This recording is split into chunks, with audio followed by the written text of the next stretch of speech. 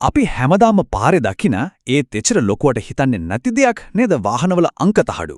හැබැයි ගොඩක් දෙනෙක් දන්නේ නැහැ මේ පුංචි ලෝහ කෑල්ලට අදාළ නීති සම්පූර්ණයෙන්ම වගේ වෙනස් වෙන්නයි යන්නේ කියලා. ඉතින් මේ ගැන හරියටම දැනගෙන ඉන්න එක දැන් වෙනදාටත් වඩා ගොඩක් වැදගත්. හොඳයි. අපි කෙලින්ම මේව පටන් ගමු. පාරේ යන වාහනයක අංක තහඩුමක් දැක්කම හිතලා තියනෝද ඒක ඇත්තටම නීත්‍යානුකූල එකක්ද කියලා? සමහර විට උත්තරේ ටිකක් පුදුම හිතන එකක් වෙන්න පුළුවන්. මොකද අද පාරවල් වල දකින්න එක එක විදිහේ ෆෑන්සි අංක තහඩු වලින් බොහොමයක් ඇත්තටම නීතිය විරෝධී. මේක දැන් වෙනදාට වඩා ගොඩක් වැදගත් වෙන්නේ මෙන්න මේ නිසයි. නීති රීති අලුත් වෙනවා ඒ වගේම වැරද්දක් වුණොත් ගෙවන්න වෙන දඩමුදල් ප්‍රමාණයත් අහසෝසර යන්නයි නියමිත. ඉතින් ලංකාවේ හැම රියදුරෙක්ම මේ ගැන දැනගන්නම ඕන දේවල් ටික මොනවද කියලා අපි දැන් පැහැදිලිව කතා කරමු. එහෙනම් මුලින්ම බලමු දැනට තියෙන තත්ත්වය. ඇත්තටම අපේ පාරවල් දිහා බැලුවම මේක අංක තහඩු අවුලක් කිව්වොත් වැරද්දක් නෑ. එක එක ප්‍රමාණයේ එක එක පාටවල එක එක විදිහේ ප්‍රමිතියක් නැති අංක තහඩු හැමතැනම. එතකොට නීතිය මේ ගැන ඇත්තටම මොකද්ද කියන්නේ? හිතන්න ඕන පළවෙනි දේ තමයි අංක තහඩුවක් කියන්නේ වාහනයේ තියෙන සැරසිල්ලක් නෙමෙයි. නෑ. ඒක තමයි වාහනයක ප්‍රධානම හඳුනා ගැනීමේ සාධකය. ඒ නිසාම ඒක හරිම පැහැදිලි නීති මාලාවකට යටත් වෙනවා. මේ නීතිවල පදනම තියෙන්නේ 1951 තරම් ඈතක ඉඳන් එන මෝටර රථ වාහන පනතේ. හැබැයි කාලයත් එක්ක ඒකට අලුත් දේවල් එකතු වුණා. විශේෂයෙන්ම 2013, 2017 සහ 2018 දී ආපු ගැසට් නිවේදනය වලින් තමයි අංක තහඩුවක ප්‍රමාණය, පාට, ආරක්ෂක විශේෂාංග මොනවද කියලා හරියටම තීරණය කරලා තියෙන්නේ. මෙන්න ගොඩක් අය දන්නේ නැති අලුත්ම වෙනසක්. 2023 ජනවාරි 1 වෙනිදා ඉඳන් අලුතින් දෙන අංක තාඩුවල WP හරි CP හරි කියලා පළාත හඳුන්වන අකුරු තවදුරටත් නැහැ. හේතුව හරිම සරලයි. පළාත් අතර වාහන මාරු කරද්දී අයිතිකරුවන්ට වෙන අනවශ්‍ය වියදම් සහ කරදර නැති කරන එක. හරි. එහෙනම් අපි දැන් බලමු නීත්‍යානුකූල අංක තහඩුවක තියෙන්න ඕන දේවල්, ඒ කියන්නේ ඒකේ රහස් මොනවද කියලා. මුලින්ම කතා කරමු ප්‍රමාණය ගැන. මේක ගොඩක් අය වරද්ද ගන්න තැනක්. කැමැති සයිස් එකක් දාන්න බෑ. හැම වාහන වර්ගයකටම නීතියෙන් නියම කරපු පැහැදිලි මිනුමක් තියෙනවා. උදාහරණයක් විදිහට කාර් එකක දිගටි තහඩුව හරියටම මිලිමීටර් 520 110 වෙන්න ඕන. ඒක යුරෝපීය ප්‍රමිතිය. මීට මිලිමීටරයක් හරි වෙනස් නම් ඒක නීති විරෝධී. ඊළඟට පාට. මේකත් ෆැෂන් එකක් නෙමෙයි. මේක කේතයක්.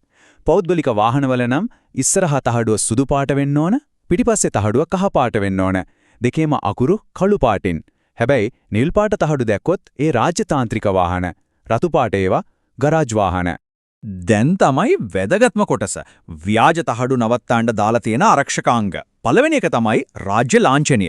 ඒක තහඩුවේ වම් පැත්තෙන් ලෝහයෙන්ම ඉස්මතු වෙලා පේන්න කොටලා, ඒ කියන්නේ එම්බොස් කරලා තියෙන්න ඕන. ස්ටිකර් එකක් අලවලා තියෙනවා නම් ඒක වැරදි. දෙවෙනි එක තමයි ක්‍රෝමියම් හොලෝග්‍රෑම් එක. හරියටම අර අංක මැද තියෙන ඉරි කෑල්ලට, ඒ කියන්නේ ඩෑෂ් එකට ටිකක් උඩින් මේ විශේෂ ස්ටිකර් එක අලවලා තියෙන්න ඕන. තහඩු ඔරිජිනල් එකක්ද කියලා තහවුරු කරන්න ප්‍රධානම සාක්ෂියක් තමයි මේක. හරි. මෙන්න කවුරුත් වගේ දන්නේ නැති රහසක්. හැම නීත්‍යානුකූල අංක තාඩවකම සාමාන්‍ය ඇහැට පේන්නේ නැති ලේසරකින් කොටපු රහස්‍ය අංකයක් තියෙනවා. මේකෙන් පුළුවන් අංක තහඩුව හදපු දවසේ ඉඳන් සම්පූර්ණ ඉතිහාසයම හොයාගන්න. ඒ කියන්නේ මේක අංක තහඩුවේ DNA එක වගේ. අන්තිම එක තමයි 3 වෙනි අංක තහඩුව. මේක ඇත්තටම තහඩුවක් නෙමෙයි. වාහනේ ඉස්සරහා වීදුරුවේ ඇතුල් පැත්තෙන් අලවන RFID ස්ටිකර් එකක්. හරියට සුපර් මාකට් එකක බඩුවල තියෙන බාකෝඩ් එකක් වගේ. මේක ස්කෑන් කරාම වාහනේ සම්පූර්ණ ඩිජිටල් විස්තර ටික පෙන්නනවා. හරි. ඔන්න අපි කතා කළේ දැන්ට තියෙන තත්ත්වය. ඒ දැන් බලමු ලොකුම ගේම් චේන්ජර් එක ගැන. ඒ කියන්නේ 2026 දී අංක තහඩු පද්ධතියට එන්න නියමිත ලොකුම වෙනස. ඇයි මේ තරම් ලොකු වෙනසක්? එක හේතුවක් තමයි මේ අංකය. 4 ලක්ෂයක්. හිතාගන්න පුරුවන්ද? ඒ කියන්නේ මාස 10කට පස්සේ අංක තහඩු නැතුව පොලිමේ තියෙන වාහන ගාන. ඉතින් මේ අලුත් පද්ධතියෙන් බලාපොරොත්තු වෙන්නේ මේ ප්‍රශ්නෙට විසඳුමක් දීලා මුළු ක්‍රියාවලියම නවීනකරණ එක. පරණ එකයි අලුත් එකයි අතර තියෙන්නේ පොඩි වෙනසක් නෙමෙයි. අහසට පොළොව වගේ වෙනසක්. පරණ තහඩුව හරිම සරලයි. අලුත් ස්මාර්ට් තහඩුවල QR කෝඩ් එකක්, මයික්‍රොචිප් එකක්, ඒ වගේම තවත් ආරක්ෂිත ලේසර් කැටයම් වෙනවා.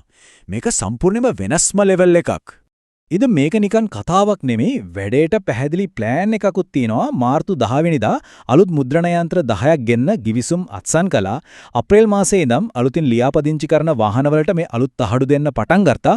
මේ අග වෙද්දී අර හිර වෙලා තියෙන 4 ලක්ෂයම ඉවර කරන්න නිෂ්පාදනය වේගවත් කරනවා. හරි. දැන් තමයි වැදගත්ම ඒ වගේම ටිකක් හිතන්න ඕන කාරණය මේ නීති කඩකලොත් මොකද වෙන්නේ? මොනවද දඩ සහ දඩුවම්? මෙන්න බලන්න මේ වෙනස. ප්‍රමිතියක් නැති අංක තහඩුවකට දැන් යෝජනා වෙන්නේ කීයද? අවම රුපියල් 15000 ඉඳන් 25000 දක්වා. මේකෙන්ම තේරෙනව නේද බලධාරීන් මේක කොච්චර බරපතල විදිහට සලකනවද කියලා? හැබැයි කතාව දඩෙන් විතරක් ඉවර වෙන්නෙත් නෑ. තහඩුවේ හොලෝග්‍රෑම් එක හිතාමතා වහන එක නැත්තම් අංක පේන්නේ නැති වෙන්න නමන එක නිකන්ම රට වහන වරදක් නෙමෙයි. ඒක ව්‍යාජ ලේඛන සැකසීම කියන බරපතල වරදේ යටතේ සලකන්න පුළුවන්. ඒ කියන්නේ මේක ස්පොට් ෆයින් එකකින් ඉවර වෙලා සෙල්ලමක් නෙමෙයි රිමාන්ඩ් වෙන්න පුළුවන් වැඩක්. මෙන්න ගොඩක් අය නොදැනුවත්වම කරන වරදක් කියන අන්තිම අනතුරු එංගෙවීම. පාරේ ඕනතරම් දකින්න දෙයක් තමයි අර ලස්සනට දාන ප්ලාස්ටික් ෆ්‍රේම්. හැබැයි ඒ ෆ්‍රේම් එකෙන් අර හොලෝග්‍රෑම් එක හරි රාජ්‍ය ලාංඡනය හරි පොඩ්ඩක් හරි වැහෙනවා නම් ඒකත් නීති විරෝධී. පොලිසියට ඒකටත් ක්‍රියාමාර්ග ගන්න පුළුවන්. ඉතින් QR කෝඩ් මයික්‍රොචිප් එකයින මේ අලුත් ස්මාර්ට් අංක තහඩු දිහාට අපි යද්දී අන්තිමට ලොකු ප්‍රශ්නයක් ඉතුරු වෙනා මේ තාක්ෂණයෙන් අපිට ලැබෙන්නේ ඇත්තටම වැඩි ආරක්ෂාවක්ද එහෙම නැත්නම් අපි හැමෝම තවත් නිරීක්ෂණයකට ලක් වෙන එකද? මේක තමයි මේ වෙනස්කම් එක අපි හැමෝටම හිතන්න ඉතුරු වෙන කාරණා.